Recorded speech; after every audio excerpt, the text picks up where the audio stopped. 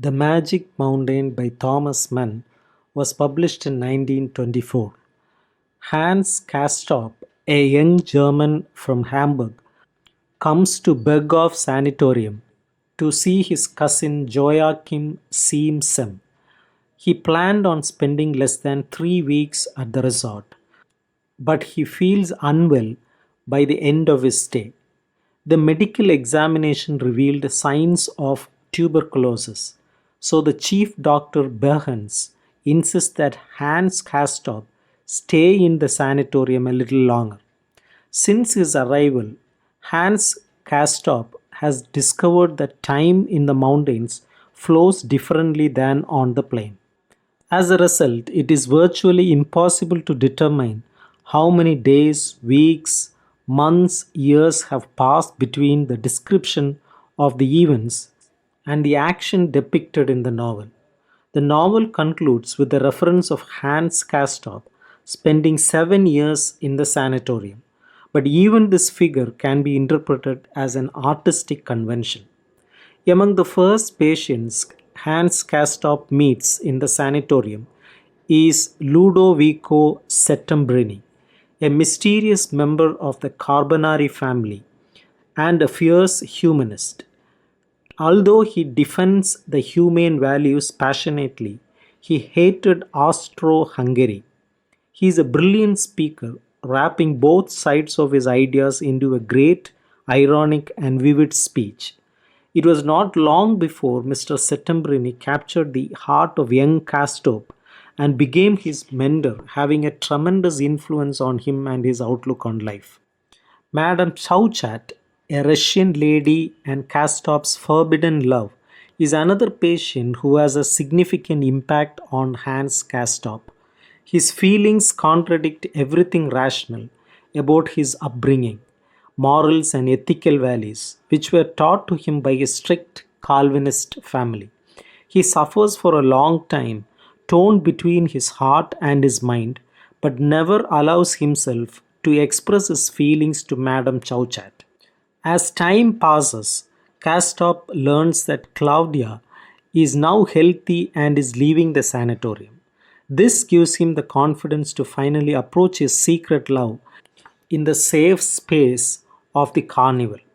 The idleness of the sanatorium life urges Hans Castorp to learn new things from the other inhabitants of Berghoff.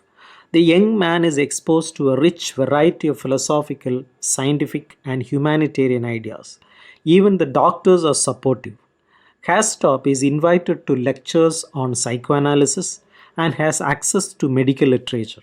In addition to his academic knowledge, this experience stimulates an interest in life and death issues. As part of his musical studies, Castorp uses the latest technology, gramophone recording, and is fascinated by contemporary music as well as other studies. As Castorp gradually forgets about his life outside the sanatorium, his work, and his family, he ceases to write to his relatives and seems content in his closed world as the only place in the universe. Castorp still has one relative living in close proximity to him, his cousin Joachim, who was responsible for Castorp moving to Berghoff in the first place. Joachim is not enjoying his new life. He is an ambitious man seeking a military career. Having prepared himself for the army for most of his life, he sees his illness and the slow pace of life in the sanatorium as obstacles to achieving his objectives. He repeatedly asks the staff of the sanatorium when he will be able to leave, but the doctors cannot help him recover quickly. As a result, Joachim's patience runs out, and in despair, he disregards all medical advice and warnings, leaves the sanatorium by himself, and finally enlists in the military. In spite of his happiness, competence, and ambition, Joachim suffers from tuberculosis in harsh army conditions. Joachim is soon returned to Berghoff, unable to continue his military service. As he is in need of cure, Joachim becomes increasingly eager to stay at the sanatorium, But this time the illness progresses too quickly for any treatment to be effective. So he dies in the sanatorium as a result of the illness. Patients keep coming into the sanatorium always. Joachim is replaced by Naphtha, a Jesuit. The curious Hans Castorp soon becomes friends with Naphtha, listening now to his ideas and endless discussions with Mr. Settembrini, his immediate opponent. According to Naphtha, the medieval period was the golden age of humanity in terms of morals and enlightenment. His contention is that modern bourgeois society is corrupt to the core due to the progress of every human misery. Listening to Naphtha and Settembrini debate, Castorp becomes puzzled. Even though he is devoted to his mentor, he have to admit that Naphtha can be just as persuasive. He starts agreeing with them both, taking sides no matter what. As a result of personal preferences and friendship with Mr. Settembrini, he takes his side. His beloved Madame Chauchat returns to the sanatorium with a friend, a wealthy Dutchman named Piepercorn. Castorp's life gets thrown off by this sudden event. Regardless of sex, age, or status, Piepercorn charms everyone in Berghoff. His personality is magnificent. He is a living mystery, strong, competent, and independent. Though Hans Castorp shouldn't have been jealous, he feels a strange friendship with the Dutchman because they both love the same woman. When they start to communicate closer, it turns out that the mystery of Peppercorn is very grim. His illness is terminal, and he came to Berghoff just to spend some time with his beloved. While walking to the waterfalls, Peppercorn is cheerful and bright, entertaining others. At night, they have a heartfelt conversation, drink for brotherhood, and despite their age difference and their social status, start to talk informally like brothers. After such a good day, Peppercorn takes poison, choosing to die on his own terms. Soon, in despair, Madame Chauchat leaves Berghoff, this time forever. It doesn't seem like life in the sanatorium changes much, but in the minds of its inhabitants, irrational and unspeakable anxiety builds up.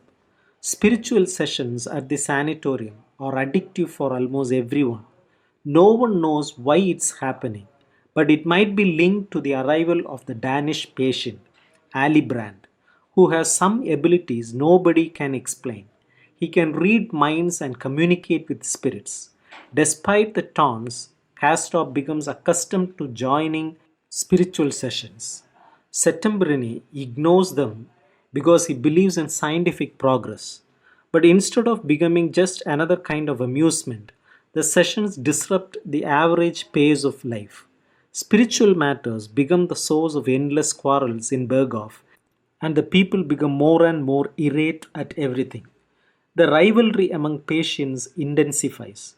The disputes between Settembrini and Naphtha become more and more fierce, and finally, when Settembrini claims Naphtha's ideals are corrupting the minds of the young people and need to be eliminated, Naphtha resort to blatant insults, and both disputants challenge one another to a duel. After everything is ready for the duel, Settembrini regains his composure and refuses to shoot. Naphtha shoots himself in the head to prove his point. During World War I, Berghoff's peaceful life is disturbed. Whether they are sick or healthy, everyone returns home to meet their fates. Castorp is one of them. He says goodbye to his mentor and best friend Mr. Settembrini and leaves the sanatorium. The Italian encourages him to fight for what he thinks is right, even though his heart compels him to support the other side. Hastorp appears in the dirty uniform at the end of the novel, horrified and despondent. He runs, crawls, and falls on the dead bodies of young people, just less lucky than him. In the never ending horror of World War, he finds his comrades around him. Hastorp's fate remains uncertain. We don't see him either victorious or dead, But the author clearly shows us his story has come to an end. His life, his real life, ended when he left the sanatorium. But the last paragraph strips us of hope. Hans Castorp doesn't have much chance of surviving.